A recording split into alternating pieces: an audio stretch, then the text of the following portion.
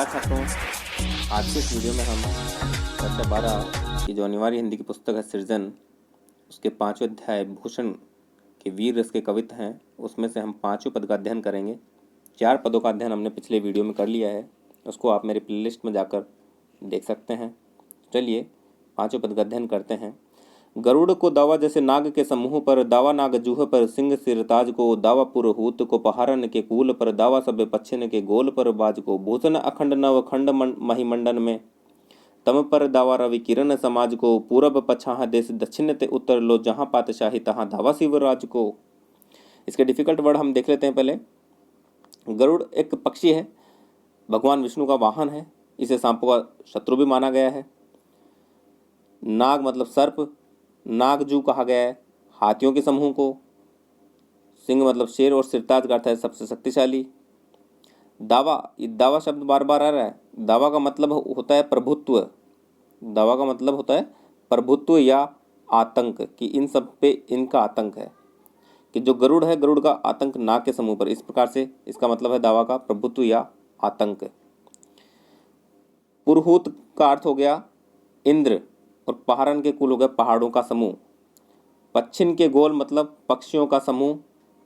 नवखंड मतलब 9 खंडों वाली। महिमंडन मतलब पृथ्वी।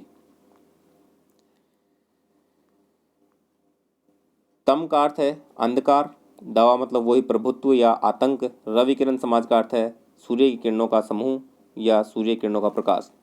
पूरब पछां दक्षिण उत्तर, ये दिशाओं के नाम है, पूर्व पश्चिम उत्तर दक्षिण। पातशाही, यहाँ औरंगजेब के शासन के लिए है पातशाही। शिवराज मतलब शिवाजी महाराज। तो ये इसके डिफिकल्ट वर्ड हो गए। अब हम इसकी व्याख्या देख लेते हैं। इस पद में कवि भूषण ने अपने आश्रयदाता, क्योंकि जो कवि भूषण थे वो शिवाजी के आश्रय में रहा करते थे, एक छत्रसाल के आश्रय में रहा करते थे। तो यहाँ पर ये शिवाजी के आश्रय में रहते हुए ये रचना की थी कि अपने आश्रयदाता शिवाजी के प्रताप का, वीरता का कई उदाहरणों को देते हुए वर्णन किया है। शिवाजी का वर्णन कर रहे हैं कवि भूषण, कई उदाहरण देते हुए। क्या कहते हैं कवि भूषण? कहते हैं कि जैसे सांपों के शत्रु, सांपों का शत्रु कौन? गरुड़। सांपों के शत्रु गरुड़ का सर्पों के समूह पर दावा अर्थात प्रभुत्व और आतंक है। हाथियों पर या हाथियों के झुंड पर शक्तिशाली सिंह का दावा है, प्रभुत्व है या आतंक है।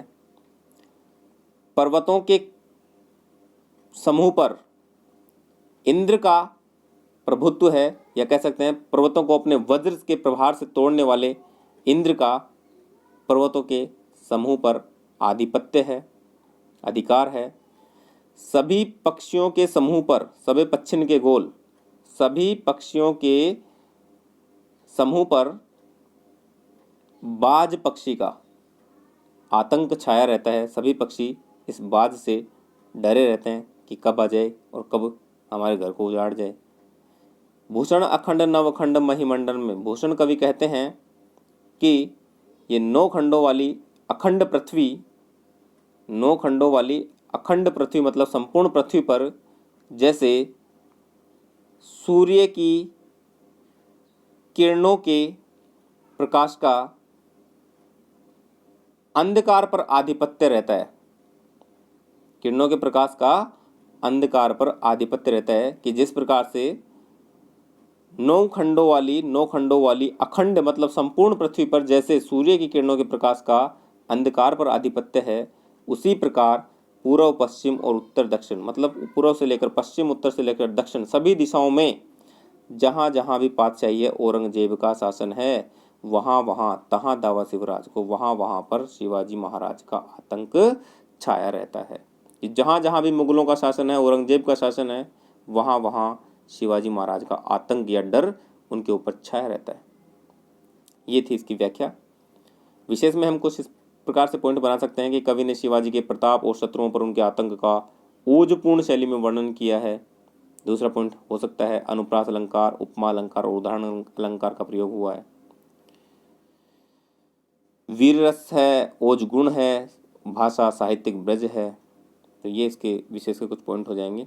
उम्मीद करता हूँ आपको ये समझ में आएगा। अगर आपको समझ में आता है तो लाइक और शेयर सब्सक्राइब करना ना भूलें। अगर किसी बात में कोई डाउट होता है तो आप कमेंट कर सकते हैं, आपका जो डाउट है वो क्लियर किया जाएगा। मिलते हैं इसी प्रकार के अगले वीडियो में। धन्यवाद। जय हिंद, जय भारत।